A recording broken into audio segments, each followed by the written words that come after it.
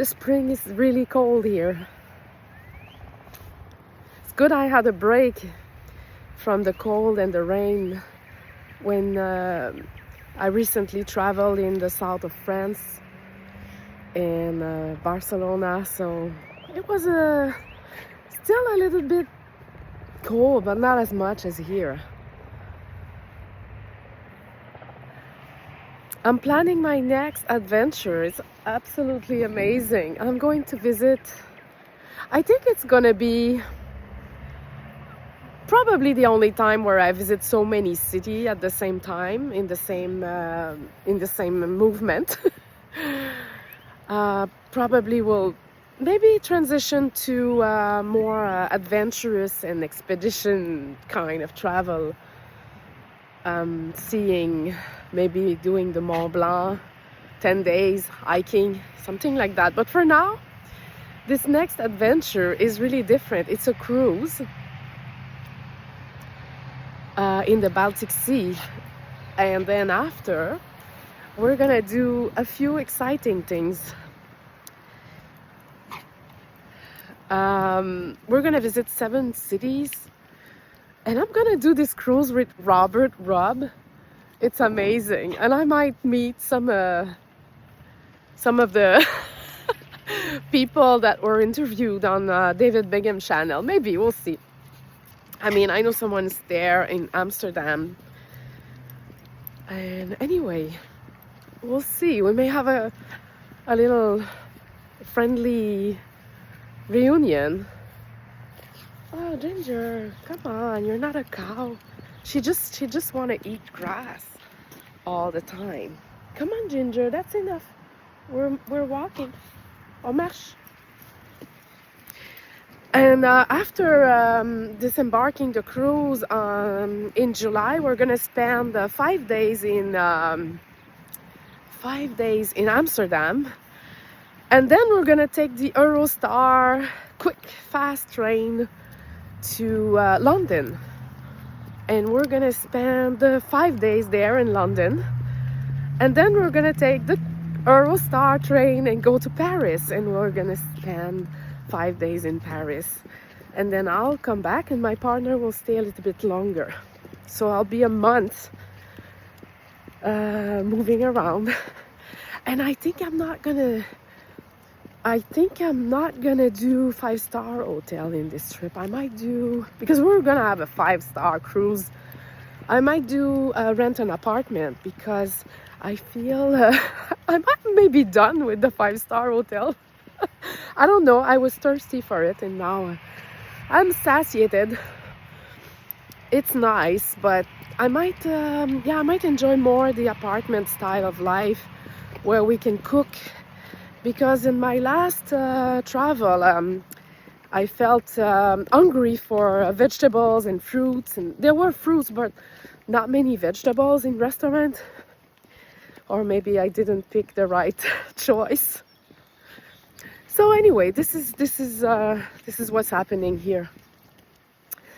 Aside of that, today's talk, if you're still here after me rambling about myself, today's talk is how to not fear the unknown. What's the trick? What's the magic trick? To not fear the unknown and to live in the magic and in the bliss body.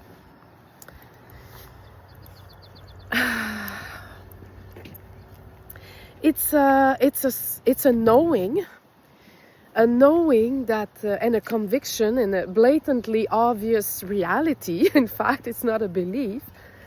It's a realization and a direct knowing that my happiness doesn't depend on the circumstance of my life. That happiness has nothing to do with what's happening on the outside. Happiness is a state of being. It's an aliveness of knowing one's existence. It has nothing, absolutely nothing to do with what's happening on the 3D. on the three-dimensional, seemingly solid reality.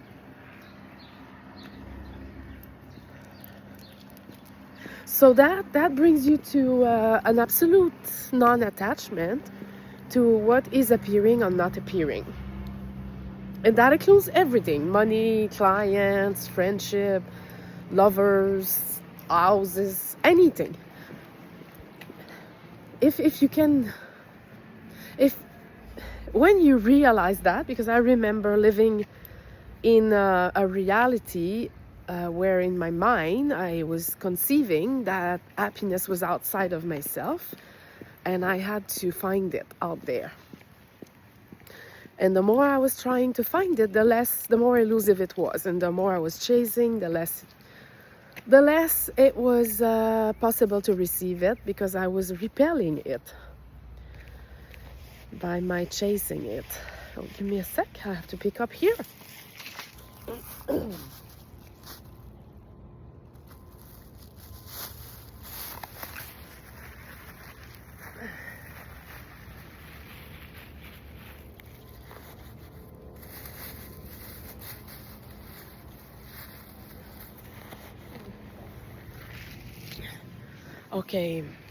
Okay, combine that with the second piece came. Combine that with my value doesn't come from outside. So my value is not linked with having this or that, or having a partner or not having a partner, money, friendship. It's all just... my value doesn't come from the outside. So you combine that with I don't give a fuck with what other people think of me. Absolutely no energy expend in that. It's like a total freedom, because you know that other people are only living the reality of their own mind.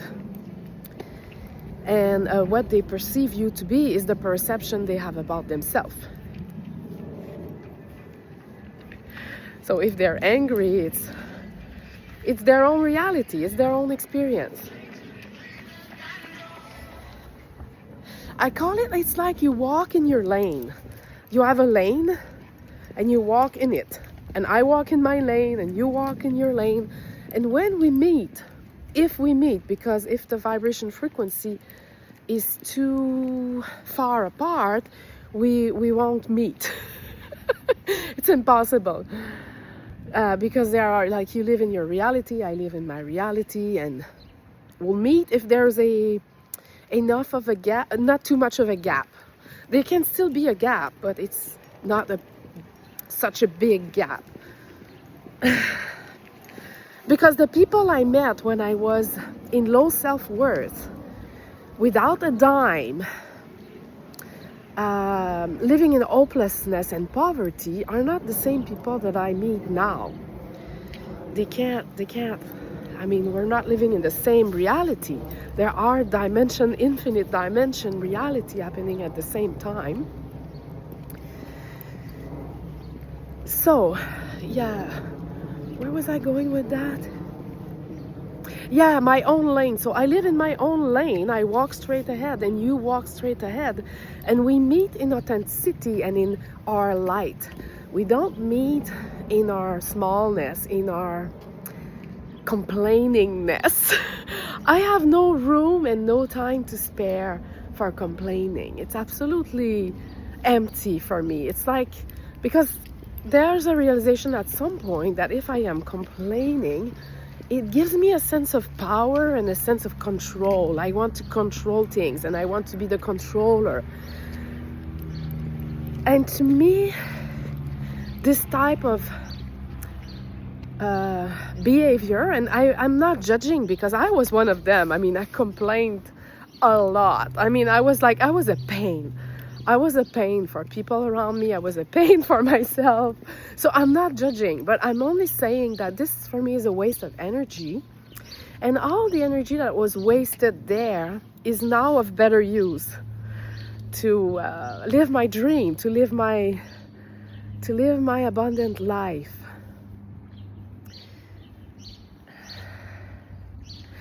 So where, yeah, so from there, because I don't feel like I can't do this or that, I have no envy, resentment, or anger for people who are doing what they love. I have only gratitude and joy for them, because I know in my inner being that there is nothing that we can't do. It's only us preventing ourselves from doing, like pretending, we're all pretending to be small.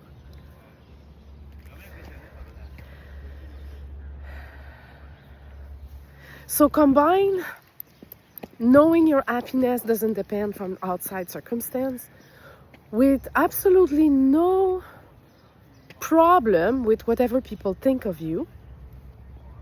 Like, it's really not a problem, because they're playing a picture in their mind and that is their own perception.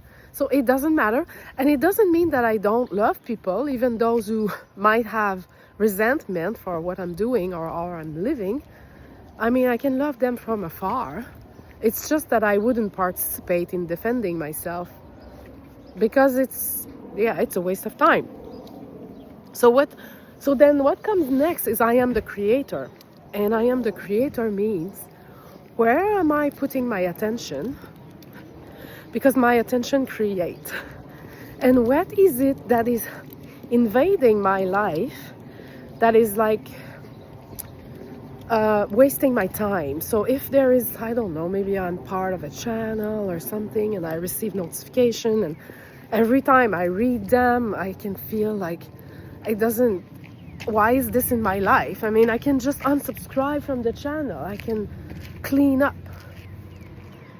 And it's the same thing with inside our mind and outside. There's no difference. If I unsubscribe from a channel that doesn't bring me anything, say on Netflix or WhatsApp or whatever, wherever you are channeling your energy, you unsubscribe from a channel, you won't receive any more notification from it.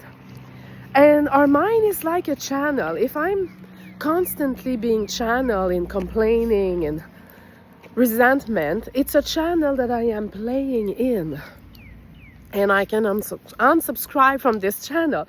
I just have to be more conscious and say, no, thank you.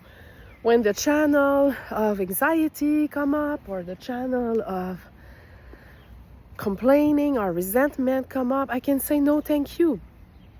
Or if I can't say no thank you, a way that I found for alchemy is alchemists. We are all alchemists, but the secret agent of alchemy is love. So I went the other way. When this was too sticky, I went the other way, and I was like, I love my anger, I love my frustration, I'm such a frustrated person. I made it bigger. I mean, we all know we're not. Like, I know I'm not a person, and personalizing anger is a way to feel more angry. But when I could not let it go or drop it easily and peacefully, I went invertly in. And I think it's an alchemy that breaks the pattern of suffering. Because if I am in love, even with my angry side, or my angry self, or my worried self, or it's not a self, it's just a state of being, but if I am in love with it, I have no resistance to it. It's like it melts in this love. So I remember, like, just allowing myself to be fucking angry and just and it alchemized something in me. It's like, now I don't feel, if someone points the finger at me and says, this is wrong, what you're doing is wrong, I don't feel angry, I don't feel resentment, because I don't care. I care in a deeper sense with every being, but I don't care about the surface thinking that someone is proposing, or it's an invitation in separation. So I'm just like, no, thank you. Because I don't feel inside myself that I am not allowed to do something. Because if I feel like I have some unconsciousness that in the background says what you're doing is wrong and I'm not aware of it, if someone says that it's wrong, then I'm gonna be angry. You know, if I have no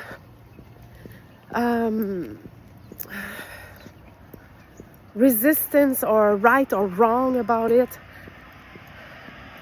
if someone tells me so, I'm gonna say, yeah, okay, it's your belief. You can believe what you want. It's like if you're telling me like I believe in Santa Claus. I mean, I'm not gonna get angry because you believe in Santa Claus. Or if you tell me it's wrong not to believe in Santa Claus, or it's wrong to believe in Santa Claus, I'm not gonna be hurt by that. It's kind of the same thing. It doesn't contain any pain pocket because I've opened them up. That's how I see it. Like when you go through a process of alchemy, it's like it's opening up your pocket of pain and you like just being in love and resting in your being while these turbulence are surfacing is the alchemist, is the alchemy process of, it's pure magic. And then because your inner talk, internal sense of being is changed, your reality is reflecting it back at you, because reality is not solid. It's a reflection of your words, your belief, your action, where you invest your energy. So all the good things that start appearing in your life is just reality is catching up to that transformation. So you can trust that your transformation is the transformation of your reality. You don't have to try and fix the outside. If you waste your time trying to fix the outside, meaning like debating and philosophical debate about this and about that, and it's just time that you're spending doing that while you could do much better with it. And in this reality of, it's like we've came here to experience limitation. We have, time is limited in this reality because the body has an expiration date. It's not our being. Our being doesn't die. Our being doesn't have any expiration date, but the body does have an expiration date. And there is like 24 hours in every day. And what you do with your time becomes your life. Like where you invest your heart and your time is your life. So what do you wish to experience in your life? What do you want to invite in your life? And being intentional and without guilt or shame or fear about it, being intentional about it. It's like, we all are modern mystic, but some of us have not opened up our superpower. So it's not about wanting and grasping and wanting. It's about opening to receive more without attachment to how it's going to show up, when it's going to show up, but you can be an active participant. Because your dream are your next expansion. Your dream are calling you to live bigger, bolder, more here, more alive. Your dream are calling you into your true destiny. And all the mind, what the mind is doing is trying to distract you from it.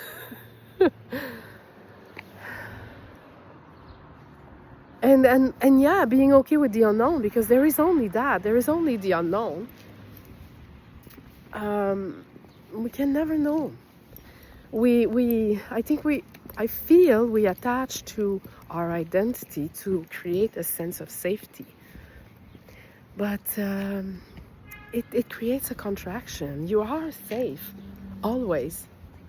Wherever you are safe. In your own being. There's nothing on the outside that can take away this being that you are. Nothing can take it away. You could be really poor, in the material sense and feel really rich inside, or you could be rich in the material sense and feel very poor inside.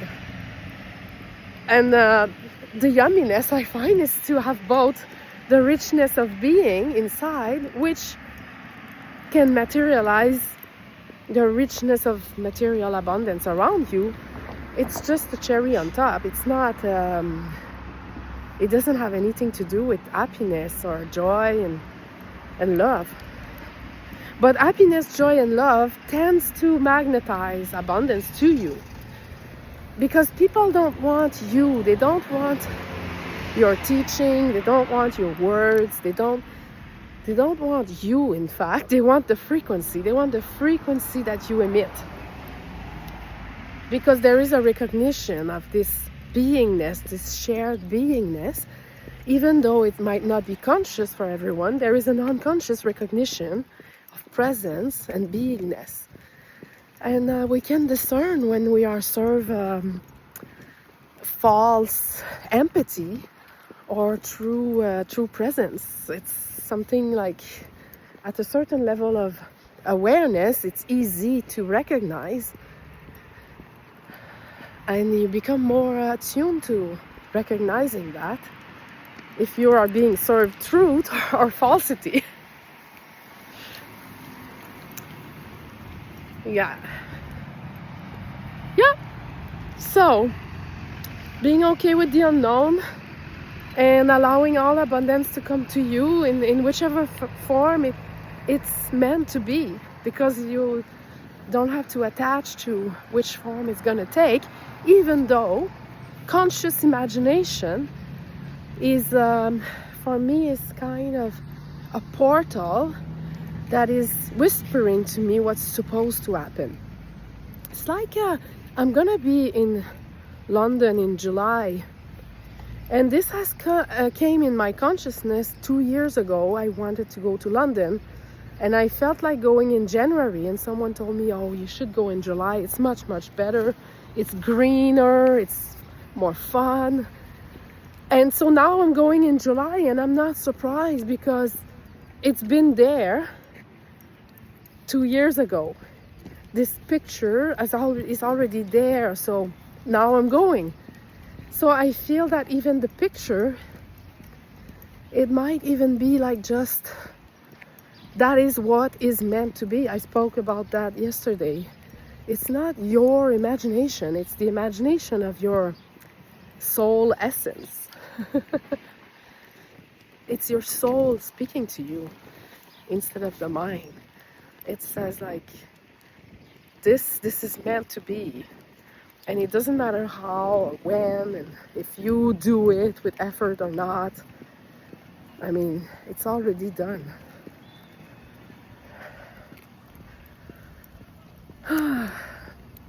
Okay, that's it for today.